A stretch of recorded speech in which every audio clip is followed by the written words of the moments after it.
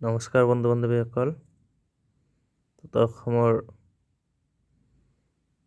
শিক্ষিত যুৱক যুৱতীসকল, আজি মই আপোনালোকক 23 তাৰিখে হৈ যোৱা জব মেলা বিষয়ে কম। আপোনালোকে চাই থাকিব। ভাল লাগিলে লাইক শ্বেয়াৰ কমেণ্ট কৰি জনাব, লগতে চেনেলটো ছাবস্ক্ৰাইব কৰিবলৈ নাপাহৰিব। যোৱাকালি হৈ যোৱা নিয়োগ মেলা অসম চৰকাৰে যি ঘোষণা আগবঢ়াইছিল 1 লাখ নিবনুৱাৰ নিযুক্তি, সেইটো কি আছিল আচলতে? সেইটো আছিল এক কথাত ক'বলৈ গ'লে অসম চৰকাৰৰ ফটো আমিৰ বাহিৰে আৰু একো নহয়। এই জিলা পৰ্যায়ত যি নিয়োগ মেলা অনুষ্ঠিত কৰা হৈছিল, এই নিয়োগ মেলা নাছিল তেনেকুৱা কোনো ধৰণৰ চাকৰি। ইয়াত আছিল হোমগাৰ্ড, ৱাটছ বয়ৰ নিচিনা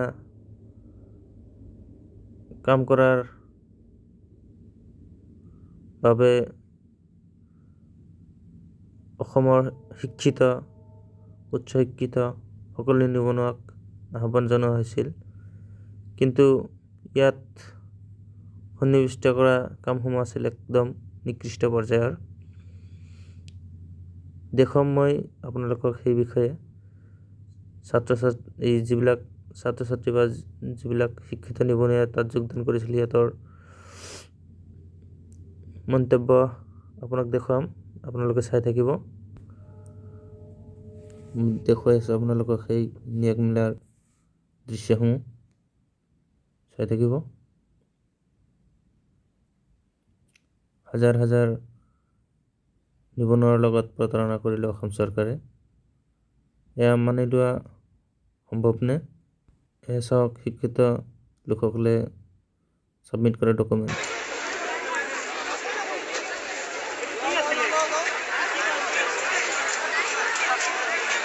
চিঞৰ বাখৰ কৰি আছে বোলে এনেকুৱা 1 লাখ চাকৰি ওলাইছে, এনেকুৱা তাতে নিযুক্তি হ'ব, আপোনালোক চববিলাক আহক, ওলাই আহক, এনেকুৱা মেলা হ'ব।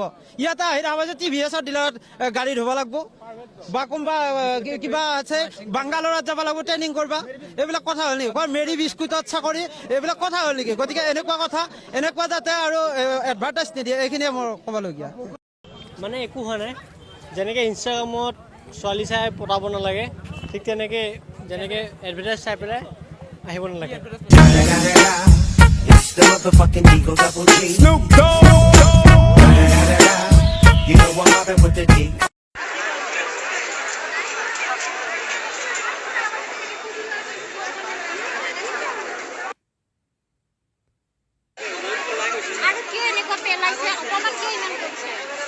এইবিলাক ফ্ৰী থকা নাই নহয়, পইচা দিয়ে কিনিছো।